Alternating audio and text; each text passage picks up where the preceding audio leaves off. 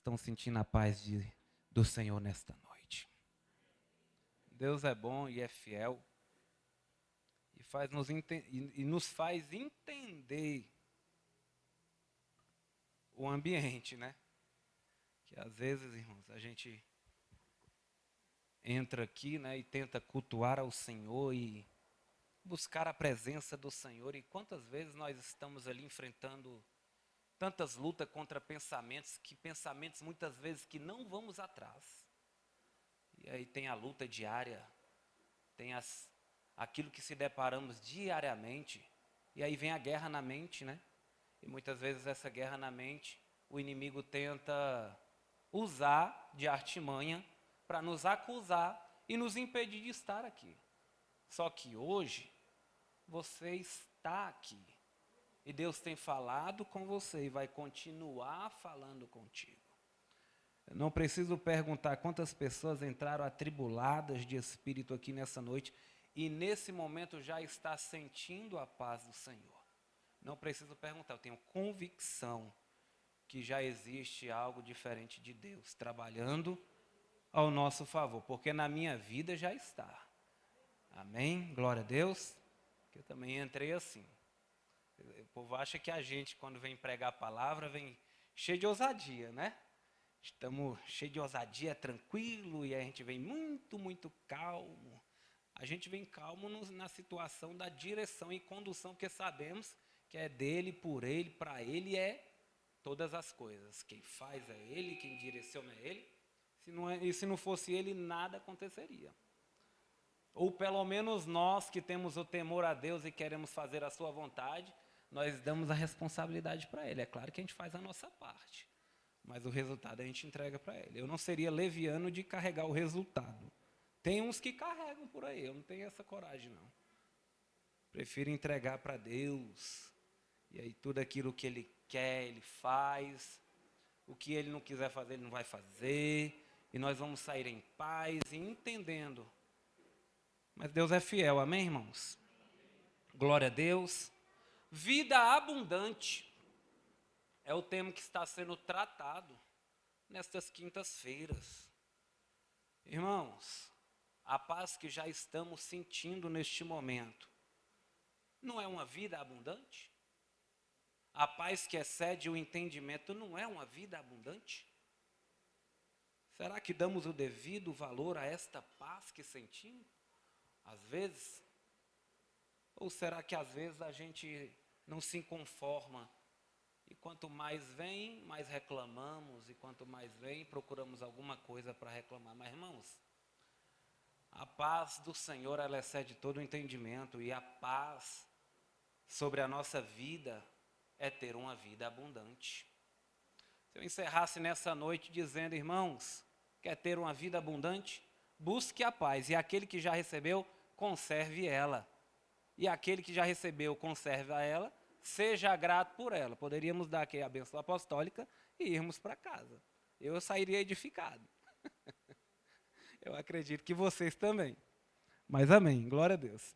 Abra a palavra do Senhor em Mateus, capítulo 9. Vamos ler alguns versículos, iniciando do verso 18. Acende a luz aqui para mim, fazendo favor. Eu uso essa Bíblia aqui, irmãos. E essa aqui é a Bíblia ultra fina. Pensa numa letra pequena. E eu estou com a vista boa, que eu estava conseguindo ler no escuro. Mas a gente vai vigiar, melhor acender a luz, né?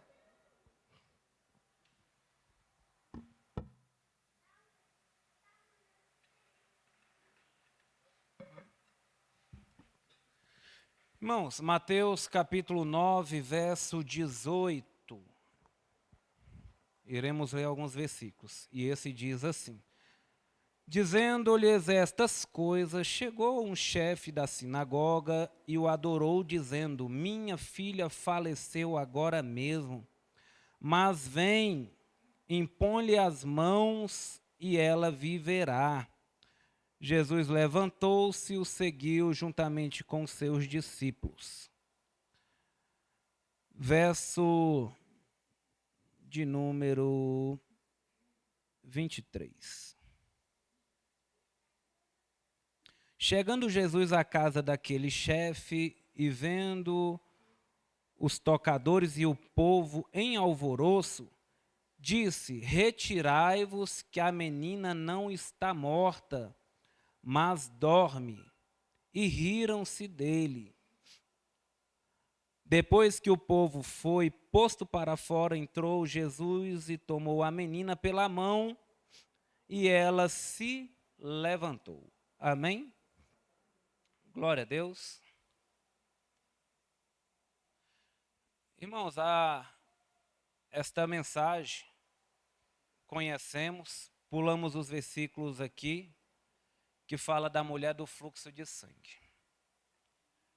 E não é sobre a história dela que vamos nos ater nessa noite, mas a história de Jairo. Quem era Jairo? Jairo era líder da sinagoga, responsável por cuidar dos mestres da palavra, o agendamento do mestre da palavra, por cuidar das ofertas e a distribuição da oferta das sinagogas. Jairo era líder da sinagoga, e um líder da sinagoga era reconhecido, respeitado no meio da sociedade, pois fazia uma grande obra e tinha o seu reconhecimento no meio da sociedade. Nesse tempo aqui, onde Jesus chegava, existia sempre os doutores da lei, pessoas que se levantavam contra para tentar questionar a palavra que Jesus estava pregando. E muitos religiosos, quando se convertiam ou seguiam o mestre, era alvo também de muita perseguição, porque cresciam a vida toda ali nas suas crenças, suas convicções, e quando Jesus chegava em um ambiente, ele balançava ali o conceito de muitos. Haja visto que muitos conceitos não estavam pautados na palavra de Deus. Então, dentro da sinagoga, existiam muitos que se achavam grandes mestres e doutores da palavra. E Jairo, ele era muito reconhecido nas sinagogas. A Bíblia diz que Jairo chega até Jesus, se prostra diante de Jesus, adora Jesus e vai relatar o seu problema, e vai relatar a sua aflição, e vai relatar a sua dor. Só de Jairo já ter ido até Jesus, se prostrado, adorado, reconhecido o senhorio de Cristo, já era um grande motivo para Jairo, a partir dali, começar a ser perseguido. Pelo que ele cria, ou pelo que eles criam, pelo que era trabalhado dentro das sinagogas. Só que Jairo tem uma situação dentro de casa, e ele apresenta a Jesus dizendo que a filha dele já estava morta. Esta passagem ela é narrada por Mateus, por Marcos e por Lucas. Quando nós vamos aqui em Marcos, capítulo de número 5, e lemos aqui o verso de número 35, diz assim, estando ele ainda falando, chegaram alguns da casa principal da sinagoga, a quem disseram, a tua filha está morta. Por que incomodas o mestre? Quando Jairo está conversando com Jesus e relatando o seu problema, e ele leva a situação, e Mateus escreveu que a menina estava morta, Marcos dizia que a menina estava dormindo, Lucas concorda com a mesma narrativa. Só que nós lemos aqui um versículo aqui de Marcos, que já é um versículo posterior, dado a um tempo quando Jesus ele para, porque a mulher do fluxo de sangue vai até ele, e ele começa ali a fazer uma manifestação de cura sobre a vida daquela mulher. Posterior a esta cura, vem pessoas indagar a Jairo por que Jairo estava incomodando o mestre, sendo que a menina estava morta. Sendo que a menina não tinha mais vida, disseram que não adiantava o que Jairo estava fazendo. E por que Jairo estava incomodando o mestre? Mas Jairo estava ali adorando a Jesus, prostrando-se ao Senhor, porque ele acreditava que se Jesus entrasse na casa dele, ele poderia viver uma vida abundante. Ele poderia contemplar um milagre, uma cura, uma transformação. Jairo tem uma situação, e não vou falar de problema, porque isso aqui está além de um problema. Nós estamos falando da filha de Jairo, que para ele estava morta, que para ele não tinha, para eles ou muitos já não tinha mais perspectiva de vida, não para ele, porque ele sabia que se Jesus entrasse dentro da casa dele, algo ainda poderia acontecer. Mesmo que muitos dissessem que não adiantava mais ele perseverar, que não adiantava mais ele ir até Jesus, adorar Jesus e apresentar a Jesus a situação que ele estava vivendo. A Bíblia diz que Jesus vai chegando até esta casa, e quando chega nesta casa, está lá os tocadores, está lá as pessoas fazendo um culto fúnebre, que era de costume quando alguém morria. E aí, quando Jesus chega lá, olharam para ele, indagaram ele, e ele falou: por que vocês estão chorando? Jesus, aí as pessoas falam: porque a mulher está morta, e Jesus fala: não, ela não está morta, ela dorme. E começaram a rir. Começaram a rir, Jesus coloca todos para fora da casa e vai entrar dentro da casa. Uma casa que já tinha um culto fúnebre, porque para aquelas pessoas não tinha mais nada a ser feito na vida da filha de Jairo, mas Jesus resolve entrar dentro daquela casa. Uma casa que estava tomada por um sentimento de tristeza, uma casa que estava fadada a sofrer um luto durante muitos anos ou durante a vida toda. Aquela casa tem uma realidade, ela tem uma situação naquele momento que precisa ser tratada. Aquela casa está a momentos de perder a alegria de um pai para com o filho, de uma mãe para com o filho, porque eles estavam já no relógio marcado, o tempo de luto já ia começar, se é que já não tinha começado. Mas o que me chama a atenção é que mesmo com essa casa estando com esse cenário todo, mesmo assim Jairo ele vai até Jesus. Jairo nos ensina aqui algo extraordinário, porque Jairo não tinha intimidade com Cristo. Jairo não andava com Cristo. Jairo havia ouvido falar de Cristo. Mas Jairo não tinha intimidade com o Senhor. Não andava com o Senhor.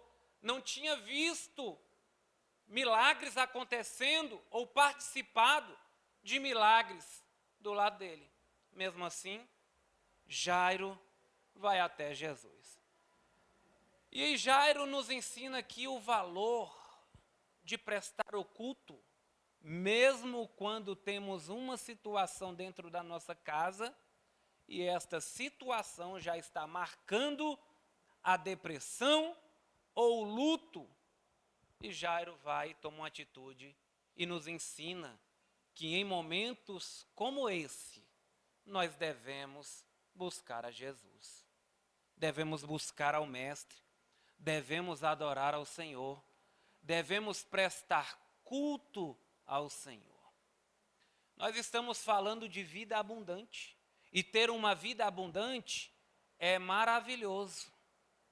Só que muitas vezes a nossa vida, ou a realidade da nossa vida, não demonstra esta abundância.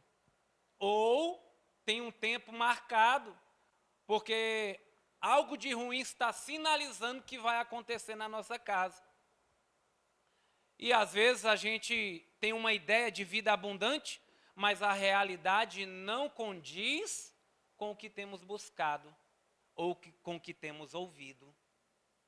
Porque uma coisa é você ter uma vida abundante, viver uma vida abundante, com tudo tranquilo, nenhuma informação ruim. Sua casa está tudo em ordem. Outra coisa é você acreditar na vida abundante quando a palavra de morte chega dentro da sua casa e chega dentro da minha casa. Jairo, mesmo com uma palavra de morte dentro da casa dele, mesmo com uma situação, mesmo com uma realidade difícil e muito difícil, e eu não consigo nem imaginar o que esta casa está passando, mesmo assim ele adora, ele vai prestar culto, ele vai buscar o Senhor. E a palavra é, em momentos de dificuldade, o que nós temos feito? Qual é a atitude que temos tomado quando chega uma palavra de morte dentro da nossa casa, quando chega uma situação de dor, de tristeza? O que é que nós estamos fazendo? Qual é a atitude que nós tomamos para ter uma vida abundante dentro da nossa casa? Não tem como nós termos uma vida abundante dentro da nossa casa se nós não estamos prestando culto a Jesus. É impossível termos uma vida abundante dentro da nossa casa sem adorar a Jesus, sem ir ao encontro de Jesus, que é o único que pode resolver os nossos problemas. Quem nós temos buscado? A quem temos recorrido? E a quem temos levado as nossas dores? Aonde está a nossa esperança? Em quem temos crido? Em quem temos buscado refúgio? Em quem temos buscado força? Em quem temos tido esperança? Como estão as nossas atitudes quando o nosso lar não está bem? E para ter uma vida abundante, nós devemos prestar o culto, adorar a Jesus e ir a Jesus, mesmo que a nossa vida ou a nossa casa está dizendo o contrário. E Jairo vai até Jesus. E é interessante porque nós servimos a esse Jesus.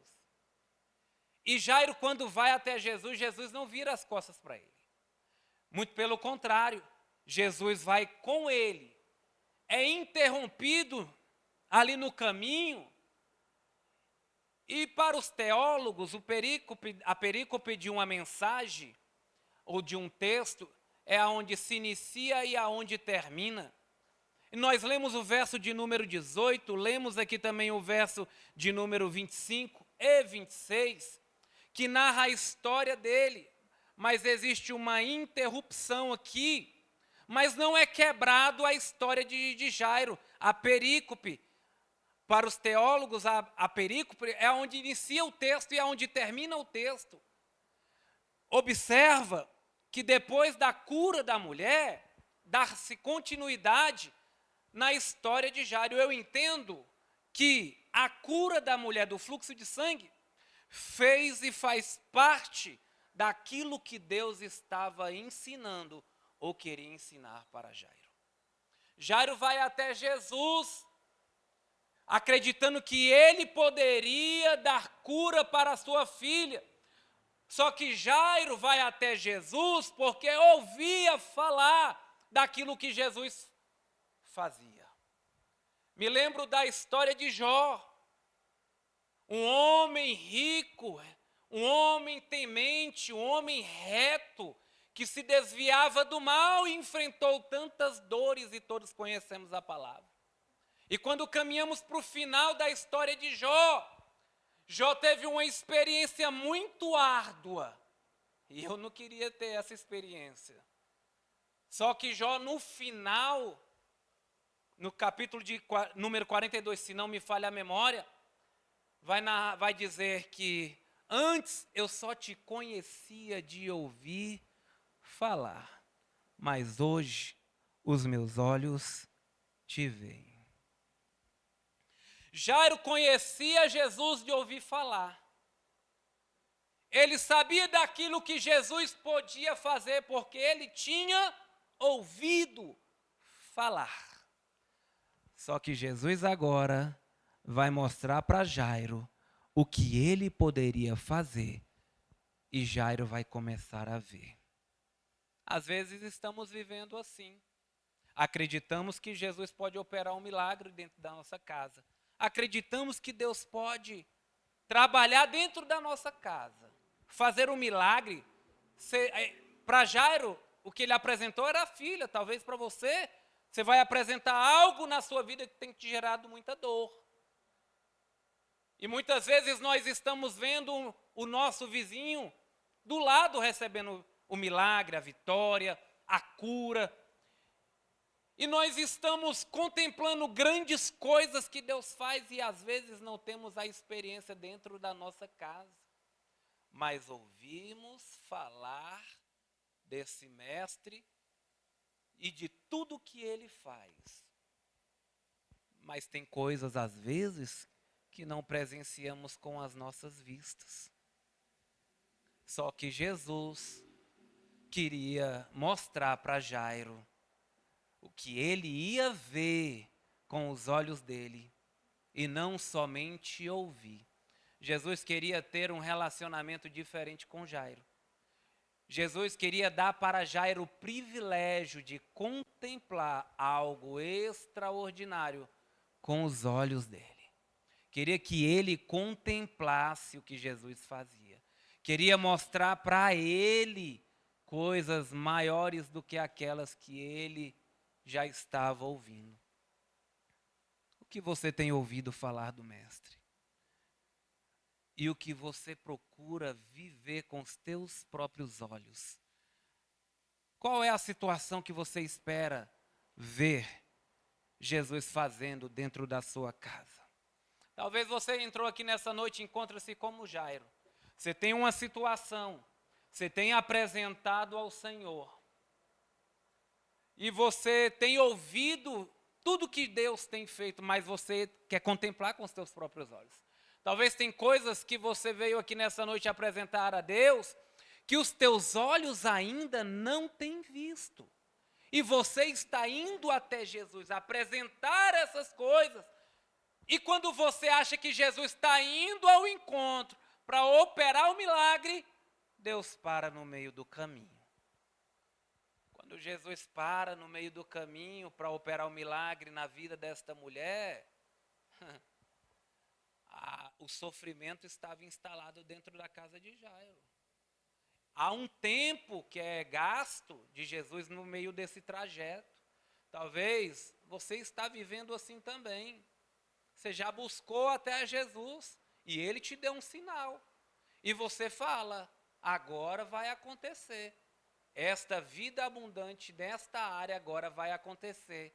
Porque Jesus já falou comigo. Porque o mestre já me deu um sinal que ele vai fazer. E aí você conta 1 mês, 2 meses e o sofrimento bate. A angústia tenta te parar. E o inimigo fica querendo colocar no teu ouvido que você não vai viver essa vida abundante.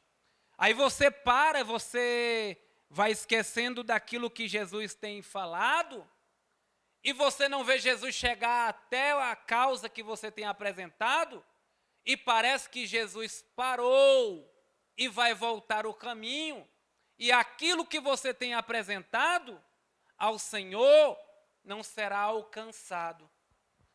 Mas Jesus cura aquela mulher, mostra para Jairo aquilo que ele pode fazer, e quando chega na casa de Jairo, aí Jesus agora vai preparar o ambiente. Porque o ambiente da casa de Jairo, naquele momento ali, estava instalado pranto, choro, culto fúnebre.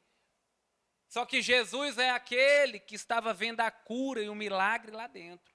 E ele vai preparar o ambiente para operar o milagre. Porque o milagre vai vir. O milagre vai acontecer. A abundância do Senhor está marcada para mim e para você. A abundância do Senhor tem data marcada. A provisão de Deus tem data marcada. O milagre tem data marcada. Talvez não está no nosso cronograma. Talvez nós ainda só temos a promessa e não temos o acontecimento. Mas ela vai acontecer. E quando ela for acontecer, ou antes dela acontecer, primeiro o Senhor vai preparar a casa. Talvez você está vivendo esta fase. A fase que o Senhor está preparando a nossa casa para que a abundância de Deus seja manifesta. Senhor, eu tenho uma situação nesta área. Eu ouvi a tua palavra. Eu creio que o Senhor pode fazer. Mas não tem acontecido. Mas Deus está preparando a casa. Talvez a casa não seja o lar que você mora, mas o convívio social, o local do seu trabalho, alguma situação que Deus ainda está preparando para operar o milagre. Talvez ao seu redor ainda tem pessoas ali rindo, zombando, porque não acredita que Jesus vai fazer o milagre na tua casa.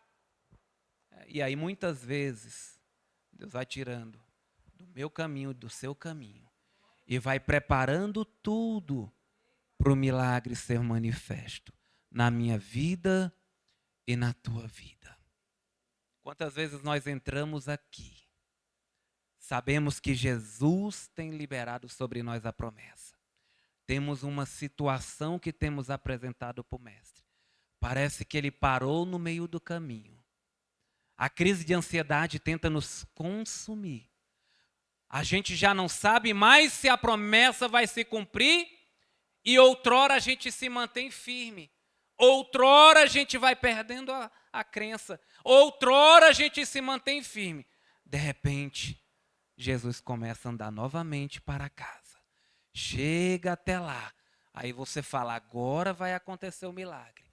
Aí o Senhor decide primeiro preparar a casa para operar o milagre. Jesus prepara a casa, toma na mão daquela menina, levanta aquela menina e pela cidade começa a correr as boas novas da abundância do Senhor que chegou dentro da casa de Jairo. Eu e você vamos viver a abundância do Senhor em todas as áreas da nossa vida. E tem situações que a gente pensa que nem vamos mais viver. Mas é possível sim, nós vivermos a abundância, mas nós devemos entender que existe o tempo. A Bíblia diz que há tempo para todo o propósito de Deus debaixo do céu. Existe um tempo de plantar. Existe um tempo de colher. Vai chegar um tempo, quando a gente menos espera, a gente vai entender. João 13, 7 diz, o que faço não sabes tu agora, mas amanhã entenderá. Às vezes a gente não compreende o que estamos vivendo nesse momento agora. Para Jó, sofrimento.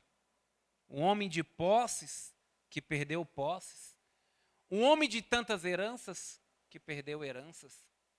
Um homem de tantos filhos, que perdeu seus filhos. E recebeu 3 amigos, que alguns questionavam ele, para terminar de ajudar na dor. E uma mulher que fala, amaldiçoa esse teu Deus, e morre.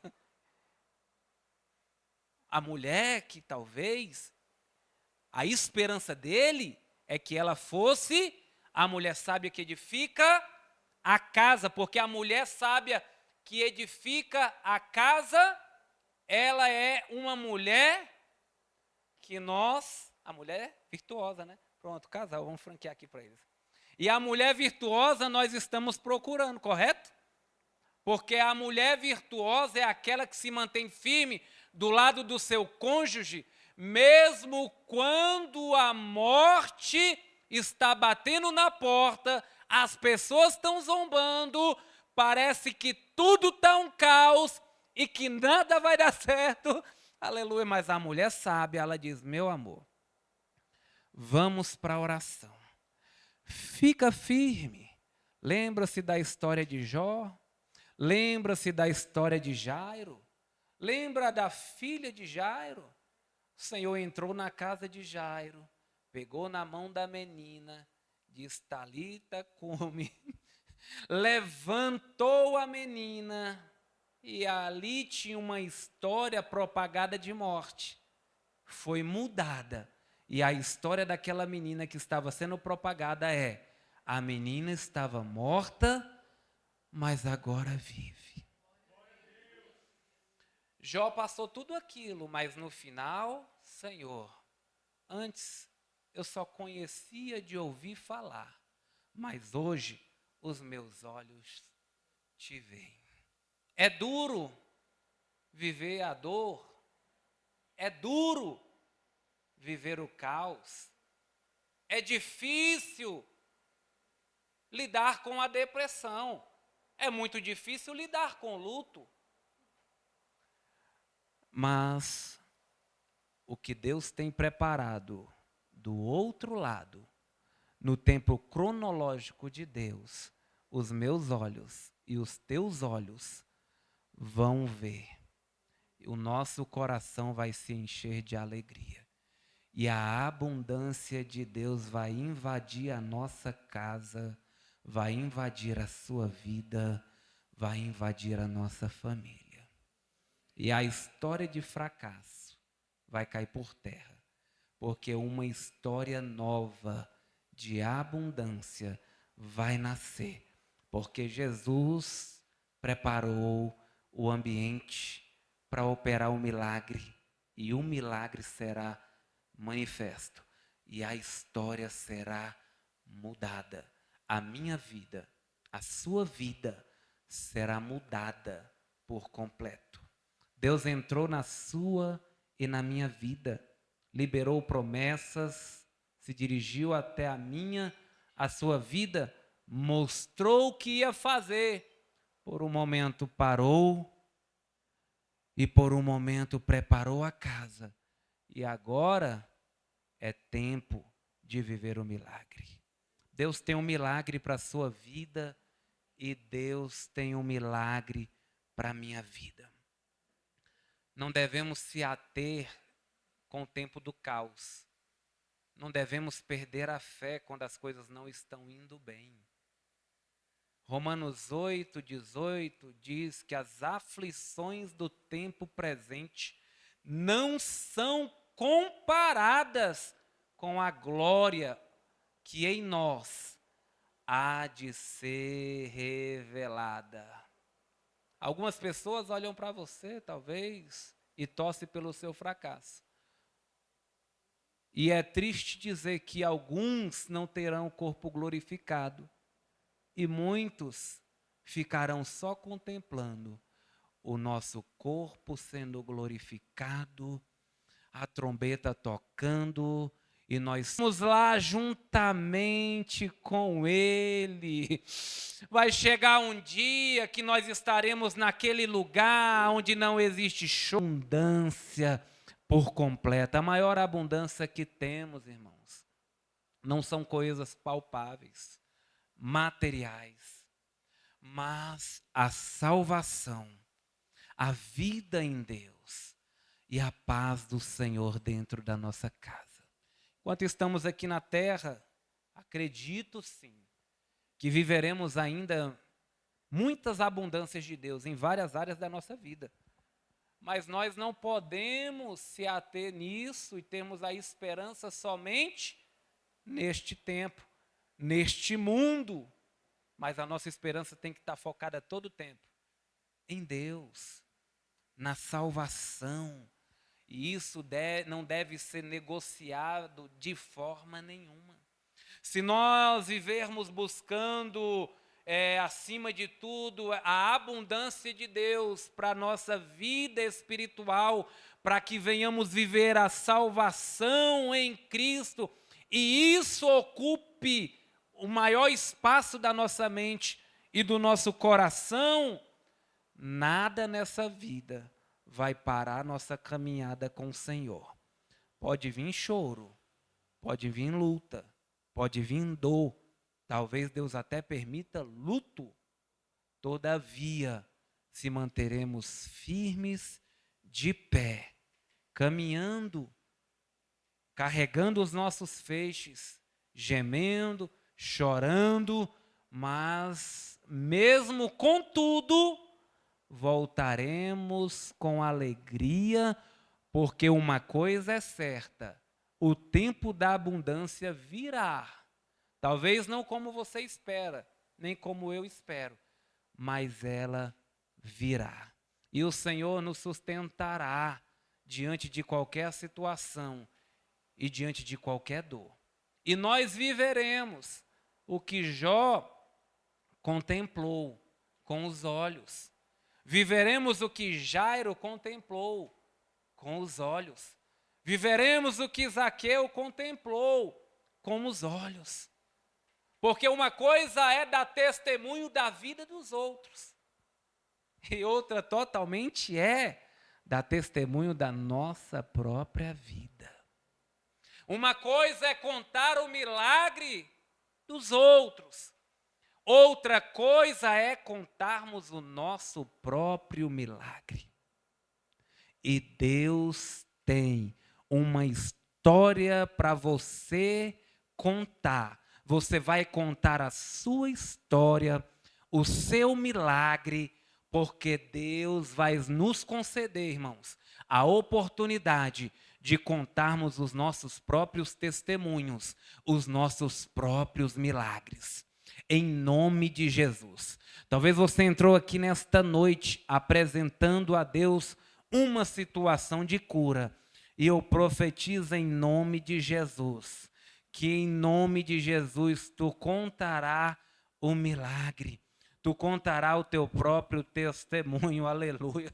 Talvez você admira o milagre na vida dos outros, mas eu profetizo em nome de Jesus que você vai admirar o seu próprio milagre, que você vai contar o seu próprio testemunho, que você vai viver com os teus olhos o que você ouviu que pessoas estavam vivendo com os olhos delas.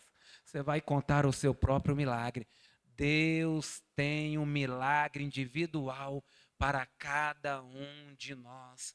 E nós estamos aqui nesta noite porque o Senhor marcou o encontro conosco para dizer que Deus tem um milagre para cada um de nós. Deus vai fazer nós contemplar com os nossos olhos milagres e coisas grandes. E como diz em Isaías, te tomo pela tua mão direita e te digo, não temas, porque eu te ajudo. E você vai viver a ajuda de Deus, vai contemplar as bênçãos de Deus, vai contemplar o milagre de Deus, vai cantar o hino como Miriam cantou depois que chegou depois do Mar Vermelho, porque uma coisa é estar antes do Mar Vermelho contemplando aquela barreira, olhando para trás, está vindo o faraó e agora eu vou morrer. Outra coisa é você chegar do outro lado e dançar e cantar, contemplando com os teus olhos o mar que Deus abriu para a tua vida, o mar que Deus abriu para a tua casa, o mar que Deus abriu para a tua família, e aí você vai cantar, aleluia, do outro lado, como dizia o hino de Elaine Martins, e você vai cantar do outro lado, e você vai cantar do outro lado um hino da vitória. Se coloque de pé nessa noite.